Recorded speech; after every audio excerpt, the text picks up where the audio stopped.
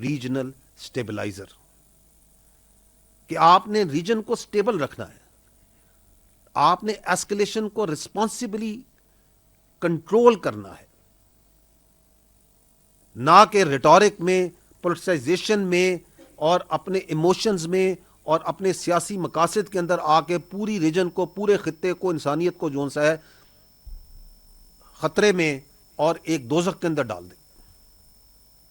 और वो जो हिंदुस्तान ने अपना एक पर्सपेक्टिव बनाने की कोशिश की थी कि हम इधर पता नहीं किसी किस्म का नेट सिक्योरिटी प्रोवाइडर हैं, where is that concept now after 1 year?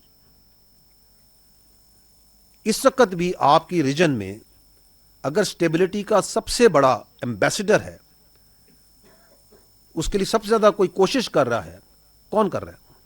It's Pakistan and it's leadership. So this is the second strategic consequence of that marker. Coming to the third, and this is related to our eastern neighbor, unfortunately, and that is the politicization of Indian military leadership and militarization of Indian political leadership. Now this is what's happening over there. अगर आप इस एक साल को देखें तो किस तरीके से हिंदुस्तान की जो प्रोफेशनल मिलिट्री थी, the tense is important over here, how it has been unfortunately politicized. उसकी कई मिसालें आपको इस साल में मिलेंगी. You heard their Air Chief Marshal one day, few months down the line after Mark-e-Hub, waking up one day early in the morning and coming कि जी आज मुझे पता चला कि मैंने भी कोई जहाज गिराए थे.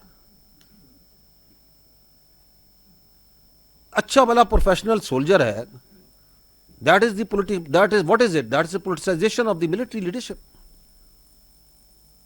कि उसकी मिलिट्री लीडरशिप का जो गंद है वो सोल्जर पे डाल रहे हैं कि जाएं जी जनरल साहब, जाएं एडमिरल साहब और जाके आप बता दें कि जी हमने जहाज गिराए थे. Why you trying to make jokers out of your admirals and generals and marshals? Don't do that. क्या आपकी फौज के किसी एक अफसर ने इस पूरे साल में कोई एक पॉलिटिकल लीडरशिप का बयान उठाने की कोशिश की? We have placed the facts as they are, the way the facts were on the day on 6th and 7th night, the way they were on 9th and 10th, the way they are on today after 1 year. That's the way they are. And at the same time जो उनकी सियासतदान है वो सियासतदान कम और कोई जंगजू ज्यादा लगते हैं. उनके बयानात को सुने,